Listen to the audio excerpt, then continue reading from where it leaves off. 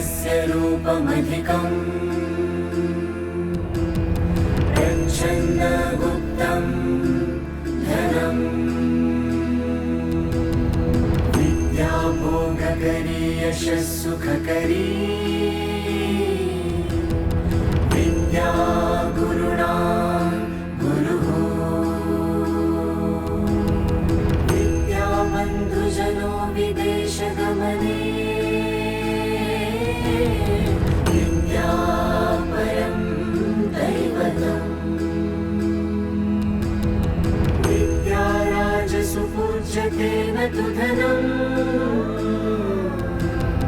विद्या विहीनः पशुः विद्या प्रशस्यते लोकैः विद्या सर्वत्र गौरवा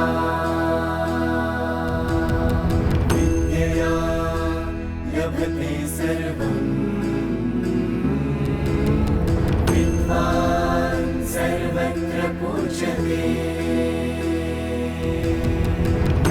ज्ञानेन सदृशं पवित्रमिह विद्यते न हि ज्ञानेन सदृशं पवित्रमिह विद्यते न हि ज्ञानेन सदृशं पवित्रमिह विद्यते।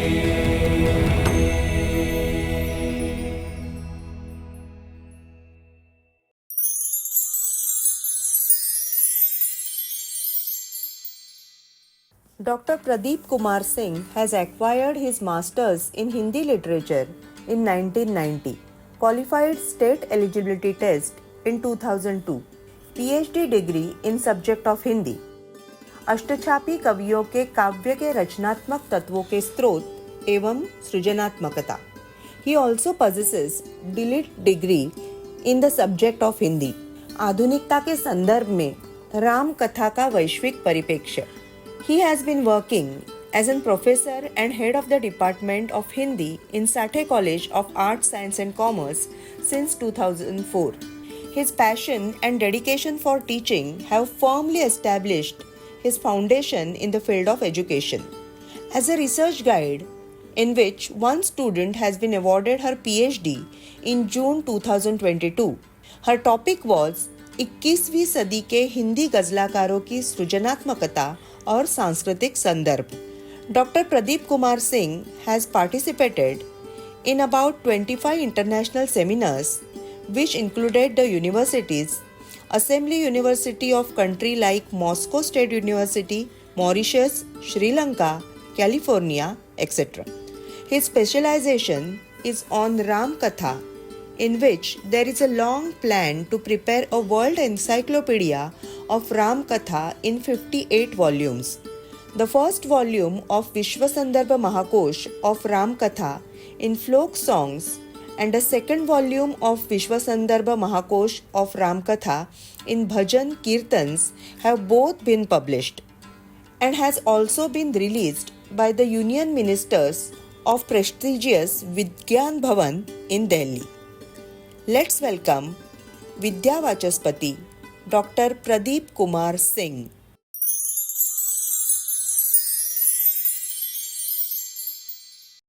नमस्कार, मैं प्रोफेसर प्रदीप कुमार सिंह, हिंदी विभागाध्यक्ष, साठे महाविद्यालय, मुंबई से हूँ. आज आपके समक्ष मैं 96 में अवार्डेड पीएचडी के संदर्भ में कुछ चर्चा आपके सम्मुख करने जा रहा हूँ. मेरे पीएचडी का विषय अष्टछापी कवियों के काव्य के रचनात्मक तत्वों के स्रोत एवं सृजनात्मकता रहा है, जो इलाहाबाद विश्वविद्यालय से हमें यह डिग्री अवार्ड हुई थी. हमारे गुरुवर डॉक्टर जगदीश प्रसाद श्रीवास्तव जी थे और उनके निर्देशन में मैंने यह शोध कार्य पूर्ण किया और परीक्षक भी जाने माने हिंदी के साहित्यकार आए हुए थे. हिंदी विभाग के आगरा विश्वविद्यालय केएम इंस्टीट्यूट के प्रोफेसर गोविंद रजनीश जी थे, जिन्होंने नाटक पर बहुत सारा कार्य किया है। अब हम आते हैं अष्टछाप पर। अष्टछाप है क्या, कहाँ से इसकी शुरुआत हुई? तो अष्टछाप की स्थापना 1565 ईस्वी में हुई थी और इसकी स्थापना महाप्रभु बल्लभाचार्य जी के बेटे श्री विठलनाथ ने की थी। अष्टछाप कृष्ण भक्ति आंदोलन के 8 प्रमुख कवियों का एक समूह था। इन कवियों ने अपने पदों और कीर्तन के जरिए भगवान कृष्ण के विभिन्न लीलाओं का गुणगान किया। अष्टछाप के 8 भक्त कवि समकालीन थे। इनका प्रभाव लगभग 84 साल तक रहा है। ये सभी श्रेष्ठ कलाकार, कुशल संगीतज्ञ और कीर्तनकार थे। गोस्वामी विठलनाथ जी ने इन 8 भक्त कवियों पर अपने आशीर्वाद की छाप लगाई, इसलिए इनका नाम अष्टछाप पड़ा। हिंदी में इन्होंने अपनी ब्रजभाषा में बहुत ही सुंदर तरीके से पदों की संरचना की है। अष्टछाप के प्रमुख कवि हैं सूरदास, कुंभनदास, परमानंददास, कृष्णदास, नंददास, चित्त स्वामी, गोविंद स्वामी और चतुर्भुजदास। काव्य सौष्ठव की दृष्टि से सर्वप्रथम स्थान सूरदास का आता है और दूसरा स्थान नंददास का है। सूरदास पुष्टि मार्ग के नायक कहे जाते हैं। ये वात्सल्य रस और श्रृंगार रस के अप्रतिम चितेरे माने जाते हैं। वल्लभाचार्य जी के पुत्र विठलनाथ द्वारा स्थापित अष्टछाप कृष्ण काव्य धारा के 8 कवियों का जो समूह है, जिसका मूल संबंध आचार्य विठलनाथ द्वारा प्रतिपादित पुष्टमार्गीय संप्रदाय से है। अष्टछाप के 8 कवियों में 4 वल्लभ के शिष्य हैं, जबकि 4 विठलनाथ जी के शिष्य हैं। वल्लभ के शिष्य हैं सूरदास, परमानंददास, कुंभनदास, कृष्णदास, जबकि विठलनाथ के शिष्यों में नंददास, चतुर्भुजदास, गोविंद स्वामी और चित्त स्वामी शामिल हैं। वस्तुतः विठलनाथ ने भगवान श्रीनाथ जी के 8 श्रृंगार की परंपरा की शुरुआत की थी। अष्टछाप के कवियों में सर्वाधिक महत्वपूर्ण नाम सूरदास जी का आता है, जिन्होंने अपनी महान रचना सुरसागर में कृष्ण के बाल रूप, सखा रूप, प्रेमी रूप का अत्यंत विस्तृत, सूक्ष्म और मनोग्राही अंकन किया है। यही कारण है कि स्वयं वल्लभाचार्य ने सूर को पुष्टि मार्ग का जहाज इस नाम की संज्ञा से विभूषित किया। आचार्य शुक्ल भी कहते हैं कि आचार्यों की छाप लगी 8 कवियों की जो वीणाएं हैं, कृष्ण माधुरी के गान में जो प्रवृत्ति हुई, उनमें सर्वाधिक मधुर सरस मादक स्वर अंधे सुर की वीणा का था। शुक्ल जी का यह भी कहना है कि अपनी बंद आँखों से जिस तरह से सजल वर्णन सूरदास ने किया, वह संसार के किसी अन्य साहित्य में मिलना असंभव है। सूरदास जी इस कला के बड़े ही सिद्धहस्त माहिर थे और हमें भी बड़ा आश्चर्य होता है कि उन्होंने बंद आँखों से किस प्रकार से बाल कृष्ण की लीलाओं का, एक बालक की लीलाओं का जिस तरह से वर्णन किया है, वह अप्रतिम है। अष्टछाप में सूरदास के अलावा अन्य कवि भी साहित्यिक दृष्टि से महत्वपूर्ण हैं। नंददास व कुंभनदास। नंददास ने भंवर गीत व पदावली जैसी रचनाएं लिखी, जिसमें कृष्ण के सगुण रूप को स्थापित किया गया। कुंभनदास का भी साहित्य की दृष्टि से पर्याप्त महत्व है। उनकी प्रसिद्ध पंक्ति है कि संतन को कहाँ सीकरी सो काम, आवत जात पनहिया टूट गयो, बिसर गयो हरि नाम। मतलब हमारा राजाओं से क्या लेना देना, जो राजनीतिज्ञ हैं उनसे हमारा कोई लेना देना नहीं। बड़ा हमें दर्द हुआ कि हम उस राजा के घर गए और हमें घंटों खड़ा रहना पड़ा। खड़ा रहना दुख की बात नहीं है, दुख की बात तो यह है कि हमें उतनी देर तक भगवान के स्मरण से दूर रहना पड़ा। इसलिए यह बात ठीक नहीं है और राज दरबार में आने जाने में मेरी चप्पल भी टूट गई। अब हम दोबारा वहाँ नहीं जाएंगे। इसीलिए उन्होंने कहा कि संतन सो कहाँ सीकरी सो काम, आवत जात पनैया टूट गयो बिसरी गयो हरिनाम। अष्टछाप का न सिर्फ कृष्ण काव्य की परंपरा में बल्कि संपूर्ण हिंदी काव्य में अनूठा स्थान रहा है। इन कवियों ने ब्रज भाषा में गंभीर कलात्मक संगीतात्मक तत्व को जो ऊंचाई प्रदान की वह किसी माधुरी की कविता के लिए अनुकरणीय है। इसके उपरांत मध्वाचार्य निम्बार्काचार्य संप्रदायों ने भी जन जन पर अपना प्रभाव डाला है। साधना के क्षेत्र में दो अन्य संप्रदाय भी उस समय विद्यमान थे। नाथों के योग मार्ग से प्रभावित संत परंपरा का काव्य चला, जिसमें प्रमुख व्यक्तित्व संत कबीर दास का है। और समाज के लिए कबीर ने तो बहुत कुछ कहा है उन्होंने कि सांच बराबर तप नहीं, झूठ बराबर पाप, जाको हृदय सांच है ताको हृदय आप। तो कबीर भी जनमानस के लिए बहुत ही अनुकरणीय, जो आज भी लोग याद करते हैं। उन्होंने कहा कि हर व्यक्ति को अपनी सीमा में रहकर कार्य करना चाहिए और अपनी सीमा का उल्लंघन नहीं करना चाहिए। उन्होंने कहा कि अरे इन दो राह न पाई, हिंदू करई आपन बड़ाई, गागर छुअन न देई, वेश्या के पायन तर सोए, यह देखो हिंदू आई। मुसलमान के पीर औलिया मुर्गा मुर्गी खाई, खाला केरी बेटी ब्याहें, घर ही में करें सगाई। इस प्रकार के संदर्भों को संकेत करते हुए कबीर ने एक समाज में एक नवीन एक नई दृष्टि डालने का प्रयास किया। उनके लिए मुसलमान भी, उनके लिए हिंदू भी, उनके लिए समस्त मानव जाति एक बराबर है।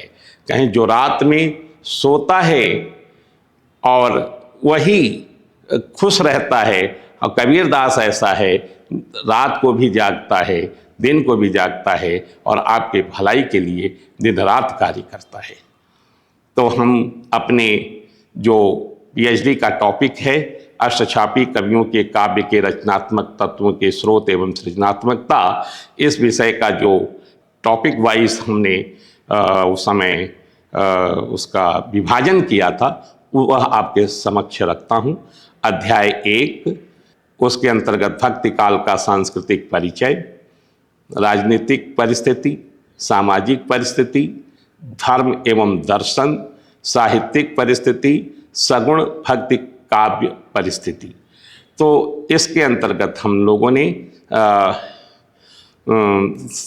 रिसर्च से संबंधित बहुत सारी चीज़ों का समाकलन करके कार्य किया और इसके लिए हमें विभिन्न पुस्तकालयों ग्रंथागारों में जाना पड़ा और विश्व के बहुत महत्वपूर्ण पुस्तकों को भी इसमें हम लोगों ने ढूंढा, जिसमें ढूंढते ढूंढते उस समय एक दुर्लभ ग्रंथ थी सरह के दोहा कोश, जिसने हमें नई दिशा दी थी। और वह बहुत दुर्लभ ग्रंथ था, वो अभी हमें उस दौरान मिला था। अध्याय 2 में आते हैं। अध्याय 2 में भक्तिकालीन कृष्ण काव्य धारा का इतिहास एवं प्रमुख कवि, कौन कौन से कृष्ण काव्य से संबंधित रचनाकार रहे हैं जो प्रमुख हैं। वैसे तो लंबी लाइन है, लेकिन हमने बहुत ही महत्वपूर्ण जो परंपराओं को शुरुआत करने की कोशिश की थी उन कवियों को ही लिया है। तो मध्ययुगीन मुसलमान कवियों में जो कृष्ण के संदर्भ में अपनी रचनाएं प्रस्तुत किया है, उसमें तानसेन, रहीम और ताज का नाम प्रमुख रूप से आता है। और रचनाकारों में श्री भट्ट, हरि व्यास देव, परशुराम देव, रूप रसिक देव, वृंदावन देव, चतुर्भुज दास, ध्रुव दास, नेही नागरी दास, जगन्नाथ गोस्वामी दास, बनी ठनी जी, चैतन्य गौड़ीय संप्रदाय से राम राय, सूरदास, मदन मोहन, गदाधर भट्ट, चंद्र गोपाल, भगवान दास, माधव दास, माधुरी, भगवान मुदित, संप्रदाय निरपेक्ष कवियों में मीरा और रसखान का नाम आता है। मीरा भाई की तो कृष्ण के संदर्भ में जो अभिव्यक्ति है वह अतुलनीय है। मीरा ने तो पायो जी मैंने राम रतन धन पायो, इसको कई संदर्भों के साथ और कई जगह आपको सुनने को मिलेगा। और मीरा ने तो यहाँ तक कह दिया कि मैं तो, मेरा जो प्रेम है कृष्ण से है, तुम राजा हो सकते हो, अपने दरबार के राजा हो सकते हो, लेकिन मुझे तो कांटों पर सोना अच्छा लगता है। और मीरा को जहर देकर के मार डालने तक की व्यवस्था की गई थी, लेकिन मीरा जो है अपने कृष्ण में अनुरक्त थी और राजपाट सब त्याग करके वृंदावन में आकर के एक तपस्वी सा जीवन उन्होंने व्यतीत किया और कृष्ण के लिए पूर्ण रूप से समर्पित रही। अध्याय 3 में वल्लभ संप्रदाय और दार्शनिक विवेचन के संदर्भ में भी बात हमने अपने पीएचडी के दौरान रखी। इसमें अष्टछाप और वल्लभ संप्रदाय, और जैसा कि दर्शन के बारे में आप जानते ही हैं कि ब्रह्म, जगत और संसार, माया, मुक्ति, रास, गोपी, धार्मिक परिप्रेक्ष्य के संदर्भ में भी इसमें हमने विवेचन किया है। अष्टछाप के कवि एवं अष्टछापी कवियों की रचनाएं, यहाँ पर हम जरूर यह बताना चाहेंगे कि अष्टछापी कवियों की जो रचनाएं हैं, सूरसागर, परमानंद सागर और नंददास की रचनाएं बड़ी महत्वपूर्ण हैं, जिसमें सूरसागर में तो बताया जाता है कि 1.25 लाख पदों की इन्होंने रचना की, लेकिन आज हमारे सामने जो भी उपलब्ध हो सका है लगभग 3800 समथिंग पद ही हमें प्राप्त हो पाए हैं, बाकी पद नहीं मिलते हैं। लेकिन 1.25 लाख पदों की रचना किया है, इसका जिक्र जरूर मिलता है। तो अब देश की राजनीति, देश पर आए हुए जो प्रताड़ना रही होगी, उसके कारण कुछ चीज़ें विलुप्त हो चुकी हैं जो न प्राप्त हो सकी, लेकिन जितना मिला है उस आधार पर सूरसागर के आधार पर सूरदास को नंबर 1 कवि कहने में कोई अतियुक्ति नहीं, क्योंकि उन्होंने सबसे बड़ी बात बंद आँखों से जिस प्रकार का वर्णन किया है वह संसार में बड़ा मुश्किल है। क्योंकि जिस बालक को उन्होंने आँखों से देखा नहीं, वह बालक कैसे चलता है, कैसे बोलता है, और उसको देख करके माता कैसे हर्षित होती हैं, माता का हृदय कैसा गदगद होता है, या उसके वाक पटुता कि मैं जानियो यह घर मेरो है, या धोखे में आयो, देखत हो गौरस में चींटी, काढ़न को करनायो। इस तरह की वाक्य विन्यासों की जब अभिव्यक्ति करते हैं तो लगता है कि सूर्य ने जैसे देख करके सारा पद लिख रहे हों, जबकि उन्होंने जो भी रचना की अपने सजल कल्पना के माध्यम से वह किया, और जो वल्लभाचार्य जी ने उनको शिक्षा दिया उसका महात्म्य यह था कि कृष्ण के प्रति समर्पित होकर के उन्होंने अपनी रचनाओं को एक आयाम दिया।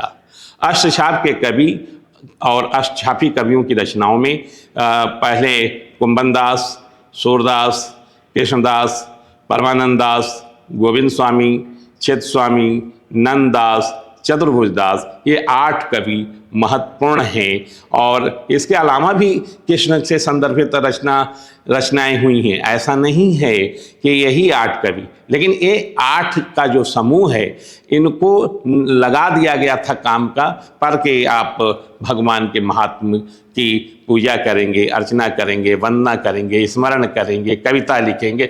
इनका काम ही उसी मात्र अपने आराध्य को के प्रति समर्पित कर दिया गया था। परमानंद सागर, कुमार लीला, पौगंड लीला और नंददास के कुछ खंड काव्य हैं, रास पंचाध्यायी, रूप मंजरी, रुक्मणी मंगल और श्याम सगाई। इस प्रकार से अब अध्याय 5 में हमने जब यह काव्य रचना जहाँ होती है तो उसमें 2 चीज़ें होती हैं, एक तो आंतरिक भाव होता है और एक बहिर्भाव होता है। तो आंतरिक भाव, अंतरतम की जो आवाज़ है, अंतर की जो भावनाएं हैं वह उमड़ के आती हैं, और जो बाहरी भाव हैं, अब जैसे रस है तो रस पर भी चर्चा की गई। इनकी रचनाओं में रस में अभिलाषा, चिंता, स्मरण, गुणकथन, उद्वेग, प्रलाप, उन्माद, व्याधि, जड़ता, मूर्छा, मरण, करुण रस, दास भक्ति भाव, रस वात्सल्य, मधुर भक्ति, विरह भावनाएं, सुर सागर की नायिकाएं विरह से एकदम प्रताड़ित होती हैं और हरे भरे मधुबन को देख करके कहती हैं कि मधुबन तुम कत रहत हरे, विरह वियोग श्याम सुंदर के ठाणे क्यों नजरी। ये इस तरह की भावनाएं कहती हैं और अभिलाषी कितनी हो जाती हैं। देखिए, एक रचनाकार ने लिखा है कि भेजे मन भावन के सुधि उधव के आवन की, गावनी में पावनी जबय लगी, उझक पत कंजनी के पंजनी पे की छाती छूहन छबय लगी। हमको लिख्यो है कहा, हमको लिख्यो है कहा, हमको लिख्यो है कहा, हमको लिख्यो है कहा, कहन सबय लगी। तो इस प्रकार की उद्भावनाएं अष्टछाप की रचनाओं से संदर्भित ही हमें देखने को मिल पाती हैं। और बहुत सारी ऐसी उद्भावनाएं हैं कि जिन पर मतलब पाठक पढ़ते पढ़ते आत्मविभोर हो जाता है। और मुग्धा नायिकाओं पर भी इनकी लेखनी चली है, मध्या नायिकाओं पर भी चली है, प्रगल्भा नायिका, प्रौढ़ा नायिका, रतिकोविदा नायिका, आनंद सम्मोहिता नायिका, परकिया नायिका, विदग्धा नायिका, गुप्ता नायिका, हर्षोपलम्भ, लक्षिता, उल्टा नायिका, खलवेष्टिता, अवस्थानुसारी नायिका, विप्रलब्धा नायिका, खंडिता नायिका, अभिसारिका और बोधक भाव के साथ इन्होंने अपनी अभिव्यक्ति की है। और नायिकाओं के बारे में तो इन रचनाकारों ने भी सुंदर सुंदर उद्भावनाएं की, क्योंकि कहा ही जाता है कि भगवान कृष्ण गोपिकाओं के मध्य ही रहा करते थे और रास की रचना करते थे। इस संदर्भ में थोड़ा हम यह भी कहना चाहेंगे कि सभी नायिकाओं को यह पता था कि कृष्ण सभी से प्रेम करते हैं, लेकिन कोई भी नायिका आपस में झगड़ा नहीं करती थी कि हमारे कृष्ण से क्यों प्रेम करते हो। यह प्रेम का एक अनूठा उदाहरण आपको कहीं नहीं मिलेगा। अगर एक व्यक्ति से 2 नायिकाएं प्रेम करें और दोनों को पता चल जाए तो क्या क्या होगा, वो मामला कोर्ट तक चला जाएगा। लेकिन इस संदर्भ में यहाँ पर सब एक दूसरे के प्रति वही भाव, स्नेह भाव से, यानी एक कृष्ण कितनी हजारों नायिकाओं से प्रेम करते हैं, लेकिन कोई इसमें एक दूसरे से रूठता नहीं है। और बड़े आनंद के साथ कहते हैं कि बूझत श्याम कौन तू गोरी, कहाँ रहती हो काकी है बेटी, देखी नहीं कभू ब्रजपुरी। तो नायिका उत्तर देती है राधा जी काहे को हम रजतनी आवती, खेलती रहती अपनी ही पौरी। तो कितना पढ़ने से, कितना सुनने से इसका रस का अनुभव होता है, आनंद मिलता है, वह बड़ा अप्रतिम है। हम अगले अध्याय की बात करेंगे, अध्याय 6 में अलंकार और अप्रस्तुत योजना। इन रचनाकारों को कोई मतलब नहीं था अलंकारों से।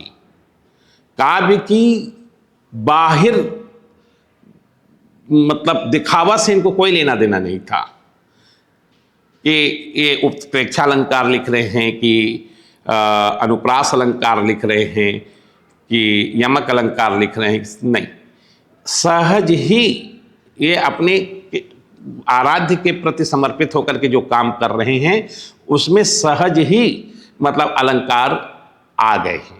सूरदास, नंददास, कृष्णदास, गोविंद स्वामी, चित्त स्वामी, 8 रचनाकारों में जिन्होंने छिटपुट पद भी लिखे हैं उनमें भी अलंकार मिलते हैं, लेकिन प्रयास से नहीं मिलते हैं, अनायास आ गए हैं। उन अलंकारों में प्रतीप, संदेह, अतिशयोक्त, रूपकातिशयोक्त, संबंध मूलक, भेदकातिशयोक्त, अपहनुति, संभावना, व्यतिरेक, रूप गर्वित और शब्दालंकार, अर्थालंकार, उभयालंकार, स्वामी, वक्रतामूलक इत्यादि रूपक, उत्प्रेक्षा, संदेश, विरोधाभास, दृष्टांत, अनेकों अलंकारों की भरमार इनकी रचनाओं में भरी पड़ी है।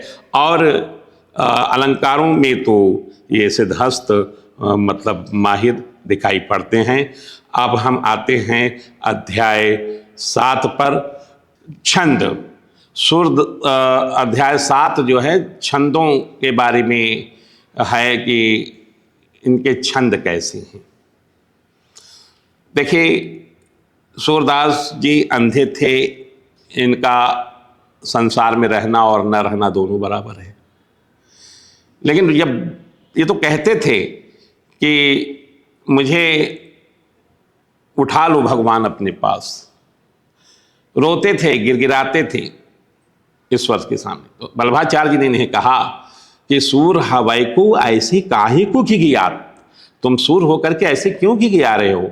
हम तुम्हें मंत्र देते हैं, उस मंत्र का अनुसरण करो और तुम्हें एक दिन सबसे उत्तम दर्जे का मतलब व्यक्ति बनोगे और संसार तुम्हें जानेगा।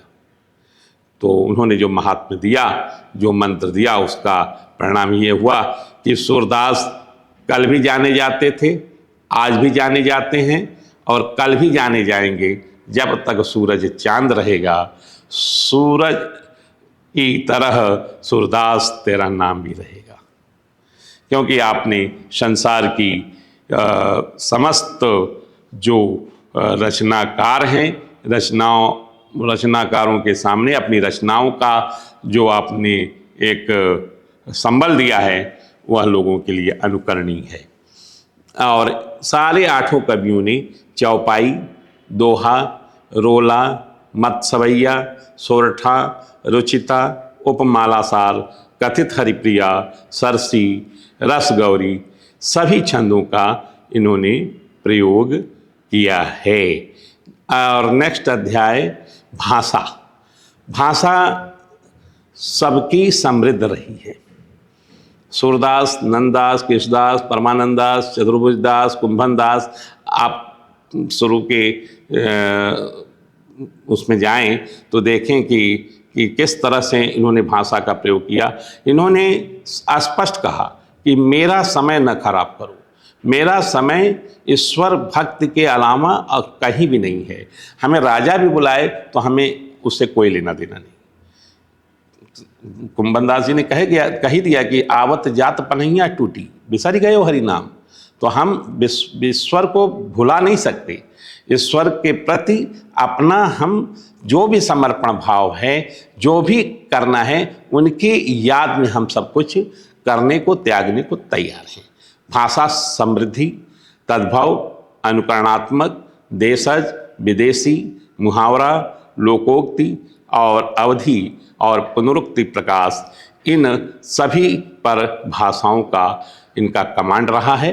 और भाषा 8 कवियों की निश्चित रूप से सुंदर, सजल रही। धन्यवाद, आपने हमें इतना सुना।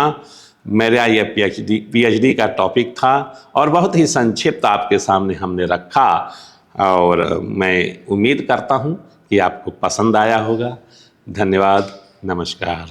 ज्ञानेन सदृशं पवित्रमिह विद्यते, ज्ञानेन सदृशं पवित्रमिह विद्यते, ज्ञानेन सदृशं पवित्रमिह विद्यते।